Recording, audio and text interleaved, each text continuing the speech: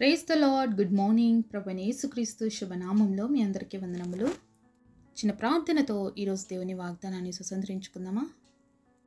మమ్మల్ని ఎంతో మిక్కిలిగా ప్రేమించినటువంటి మా ప్రియ పరలోకమందున్న తండ్రి, నీ ఘనమైన శ్రేష్టమైన నామాన్ని బట్టి మీకు వందనాలు ప్రవ్వా. ఉదయకాల సమయంలో నీ సన్నిధికి వచ్చి ఉన్న మా అందరితో మాట్లాడండి ప్రవ్వా. మా అందరి హృదయాలు చూసిన దేవుడుగా, ఎవరికి ఏ మాటలైతే అవసరమైనాయో తండ్రి, ఆ మాటల చేత ప్రతి బిడ్డని మీరు దర్శించి ప్రతి ఒక్కరితో మాట్లాడమని యేసు నామములో ప్రార్థిస్తున్నాము తండ్రి. ఆమేన్. ఈరోజు దేవుని వాగ్దానము కీర్తనల గ్రంథం 31వ అధ్యాయం 19వ వచనం. నరుల ఎదుట నిన్ను ఆశ్రయించు వారి నిమిత్తం నీవు సిద్ధపరిచిన మేలు ఎంతో గొప్పది. Psalms chapter 31 verse 19, which thou hast wrought for them that trust in thee before the sons of men. దేవుడిచ్చినటువంటి అద్భుతమైన వాగ్దానం మనందరి జీవితంలో నెరవేర్చబడును కాక. ఆమేన్. దేవుణ్ణి ఎవరైతే ఆశ్రయిస్తారో వారి నిమిత్తము దేవుడు సిద్ధపరిచినటువంటి మేలు ఎంతో గొప్పది అని దేవుడు వాగ్దానము మనకి సెలవిస్తుందండి. దేవుడు మనందరి జీవితాల్లో మేలు చేయాలని ఆశపడతాడు. ఎప్పుడు మన దేవుడు కీడు చేసే దేవుడు కాదండి, ఆయన మేలు చేసే దేవుడు. అయితే ఈ మేలు పొందుకోవడానికి మనం ఏం చేయాలి అంటే దేవుణ్ణి ఆశ్రయించే వారిగా ఉండాలి. చాలాసార్లు మనం మనుషులను ఆశ్రయిస్తూ ఉంటాము, పరిస్థితులను ఆశ్రయిస్తూ ఉంటాము, మనకున్న బుద్ధి జ్ఞానాన్ని ఆశ్రయిస్తుంటాము, మనకు అన్నీ తెలుసని అనుకుని వాటిపైన మనం ఆధారపడుతూ వెళ్తామన్నమాట. దానివల్ల మన జీవితంలో చాలాసార్లు మనము నష్టాలని, కీడుని ఎదుర్కోవాల్సి వస్తుంది. కాబట్టి దేవుడు ఏం సెలవిస్తున్నాడంటే, నన్ను ఆశ్రయించండి. మరి దేవుణ్ణి ఎవరైతే ఆశ్రయిస్తారో వారికి ఏ మేలు కూడా కొదవగా ఉండదని దేవుడు వాక్యం సెలవిస్తుంది. అంతేకాకుండా దేవుడు వారి కొరకు సిద్ధపరిచిన మేలు, మరి ఇదేదో అన్ఎక్స్పెక్టెడ్గా ఇవ్వడానికి మరి దేవుడు ఏది కలిగి లేడండి. ప్రతిదీ కూడా ఆయనకు ప్లాన్ ఉంది మన పట్ల. ఫస్ట్ నుంచే జగత్ పునాది వేయబడక మునిపే మనందరి పట్ల ఆయనకి ప్లాన్స్ ఉన్నాయి. ఆయనకు తెలుసు ఏ సమయంలో ఏది ఇవ్వాలి. కాబట్టి ఆయన ఆల్రెడీ సిద్ధపరిచినాడు, మన కొరకు సిద్ధపరిచి మరి మేలును ఎంతో గొప్పది దేవుడు మన కొరకు సిద్ధపరిచినవి. మనం అనుకుంటున్నాము వాటి ప్రకారం దేవుడు చేయాలి, వీటి ప్రకారం దేవుడు చేయాలని. కానీ నువ్వు నేను అనుకున్నట్లు దేవుడు ఏది చేయడు. ఎందుకంటే ఆయన ప్లాన్లో ఉన్నాం మనం ఆల్రెడీ. ఆయనకు ఒక ప్లాన్ అంటూ ఉంది మన పట్ల, మనకి మేలు చేయాలని. ఆ మేలునే దేవుడు మన జీవితంలో చేస్తాడు. ఆయన నామానికి మన ద్వారా మహిమ తెచ్చుకుంటాడు. మరి బైబిల్లో ఎంతోమంది భక్తులను చూస్తాం, దేవుణ్ణి ఆశ్రయించినటువంటి వాళ్ళు.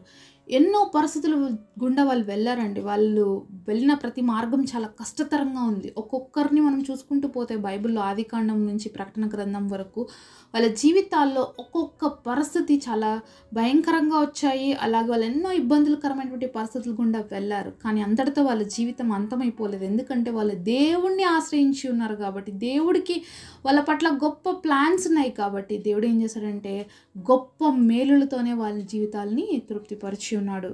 మరి యేసయ్య దగ్గర 12 మంది శిష్యులు ఉన్నారు.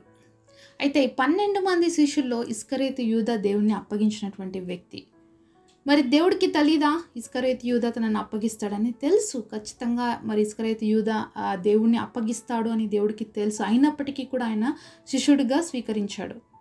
మరి పేతురు గురించి దేవుడికి తెలీదా? తెలుసు. పేతురు ఖచ్చితంగా 3 సార్లు కోడి కుయ్యక ముందే బొంకుతావు అని కూడా దేవుడు ముందే చెప్పున్నాడు.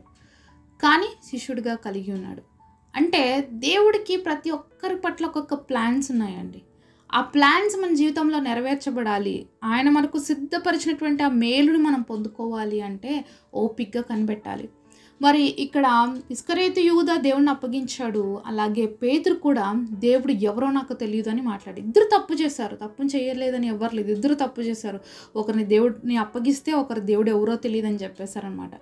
అయితే మరి ఇద్దరు జీవితాల్లో మనం వ్యత్యాసాన్ని చూసినట్లయితే, మరి ఇస్కరియోతు యూదా తను చేసిన తప్పుకి చాలా బాధపడ్డాడు, చాలా వేదన చెందాడు. ఆ డిప్రెషన్ని ఓవర్కమ్ చేయలేక హ్యాంగింగ్ చేసుకొని చచ్చిపోయాడు. అలాగే పేతురు జీవితాన్ని కూడా చూసినట్లయితే పేతురు కూడా గుండెలు బాదుకొని ఏడ్చాడు. మరి పేతురు తన జీవితంలో మరి ఎంతగా దేవుని ప్రేమించాడో పేతురుకు తెలుసు. ఆ కోడి కూత ఎప్పుడైతే వినిపించిందో పేతురు గుండెలు పగిలిపోయి ఏడ్చాడు. అయితే పశ్చాత్తాపడ్డాడు, దేవుని క్షమాపణ అడిగాడు. కాబట్టి తన జీవితం ఏమైపోయిందంటే గొప్పగా మార్చబడింది. కాబట్టి దేవుడికి తెలుసు పేతురు ఏ విధంగా చేస్తాడో తెలుసు, ఇస్కరియోతు యూదా ఏ విధంగా చేస్తాడు. ఆయన ప్లాన్స్లో వాళ్ళు ఉన్నారు. అయితే ఆ ప్లాన్స్ మన జీవితంలో ఇంప్లిమెంట్ చేయబడ్డానికి మనం చాలా సార్లు దేవుడికి అనుమతించమనమాట. మనమే ఏదేదో చేసేసుకోవాలి అనుకుంటాం. నిజానికి ఇస్కరేతు యూదా కూడా దేవుడి సన్నిధిలోకొచ్చి పశ్చాత్తాపడి ప్రార్థన చేసుంటే అప్పటికి కూడా దేవుడు క్షమించే దేవుడు. ఆయనకు తెలుసు ఆయన ఈ లోకానికి రావడానికి కారణం ఏంటంటే మానవులందరినీ కూడా పాపం నుంచి విడుదల చేయడం కోసం ఎవరో ఒకరి చేత ఆయన అప్పగించబడాలి. మరి అలాంటి పరిస్థితుల్లో ఆయన శిష్యుడు ఆయన అప్పగించాల్సిన పరిస్థితి వచ్చింది.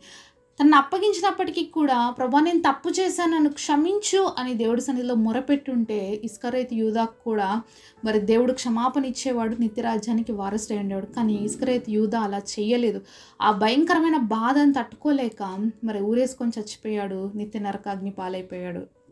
అయితే తప్పిపోయిన పేతురు తిరిగి దేవుణ్ణి ఆశ్రయించాడు. దేవుడి దగ్గరకు వచ్చాడు, అయ్యా నేను తప్పు చేశాను, నేను బొంకా, నన్ను క్షమించు అని అన్నప్పుడు మరి యేసయ్య పునరుద్ధానుడే తిరిగి లేచిన తర్వాత పేతురుతో అనేక సార్లు మాట్లాడు, పేతురు నువ్వు నా మందను మేపుతావా, నా మందను కాస్తావా, పేతురు నన్ను ప్రేమిస్తున్నావా అని చెప్పి ఎన్నో ప్రశ్నలు అడిగాడండి. మరి అంతగా మరి దేవుణ్ణి ఆశ్రయించినటువంటి వ్యక్తిగా మనం పేతురుని చూస్తాం. అంతేకాకుండా దేవుడికి పేతురు పట్ల ఎంతో గొప్ప ప్లాన్స్ ఉన్నాయి కాబట్టి ఎంతో గొప్ప ఉజ్జీవాన్ని పేతురు ద్వారా తీసుకొచ్చారు. పేతురు నువ్వు బండవి, నీ మీద సంఘమును నిర్మించబడతాయి అని చెప్పేసి చెప్పాడు. అంత గొప్పగా దేవుడికి పేతురు పట్ల ప్లాన్స్ ఉన్నాయి.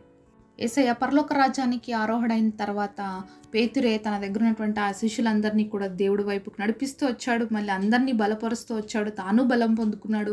అంతేకాకుండా నీరో చక్రవర్తి టైంలో భయంకరంగా హింసించబడింది సంఘం. ఆ సమయంలో పేతురు కూడా మరి పేతురుకు కూడా ఒక శిక్ష వచ్చిందనమాట. ఎలా అంటే యేసుప్రభులాగా సిలువ వేయబడే స్థితి. అయితే అలాంటి పరిస్థితిలో పేతురు ఒక మాట అన్నాడు, నా ప్రభువు మరి వేసుకున్నటువంటి సిలువని నేను ఆ విధంగా వేసుకోవడానికి ఇష్టపడట్లేదు, కానీ నన్ను ఉల్టా వేయండి అని చెప్పాడు అనమాట. అంతగా దేవుని ప్రేమించాడు. మరి దేవుడి కోసం గొప్ప హతసాక్షిగా మార్చబడ్డాడు. అయితే ఆయన చేసిన పరిచర్య చాలా గొప్పగా ఉంది. ఈవెన్ పేతురు నీడ పడినప్పుడు అనేక మందికి రోగాలు తగ్గాయి. మరి మరణించినటువంటి తబితాని తిరిగి లేపాడు. ఇలా ఎన్నో అద్భుతాలు పేతురు ద్వారా కూడా దేవుడు జరిగించాడు. అంతేకాకుండా అన్యులకి సువార్తను ప్రకటించే విషయంలో కూడా దేవుడు పేతురునే అనుకున్నాడు.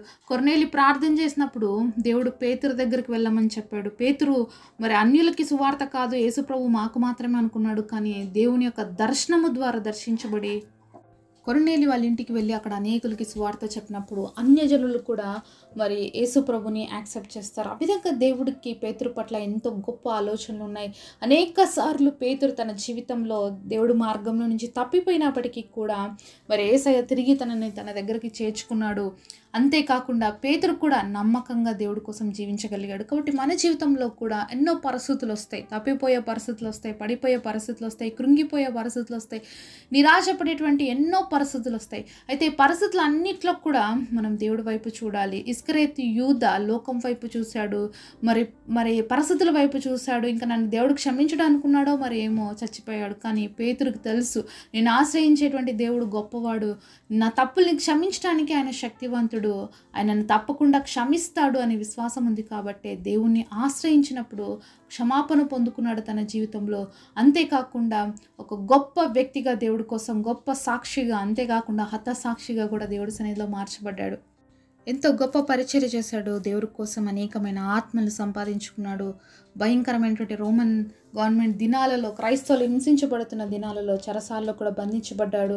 సంఘం ఆసక్తితో ప్రార్థన చేస్తే దేవుని దూతని దేవుడు పంపించి చెరసాల్లో నుంచి బయటకు తీసుకొచ్చాడు. ఇలా ఎన్నో అద్భుతాలు పేతురు జీవితంలో దేవుడు చేశాడు. ఎంతో గొప్పగా తన పరిచర్యలో ఆయన వాడుకున్నాడు. కాబట్టి నీ జీవితంలో ఏ పరిస్థితులు గుండా నువ్వు వెళ్తున్నావో ప్రతి పరిస్థితిలో దేవుణ్ణి ఆశ్రయించడం మనం నేర్చుకున్నట్లయితే పేతురు జీవితంలో అద్భుతాన్ని చూడగలిగినట్లుగా మన జీవితంలో కూడా మనము దేవుడు సిద్ధపరిచినటువంటి ఆ గొప్ప మేలును పొందుకొని దేవుడి యొక్క గొప్ప కార్యాలని మన జీవితంలో కూడా చూడగలుగుతాము. అట్టి కృప దేవుడు మనందరికీ దయచేయునుగాక.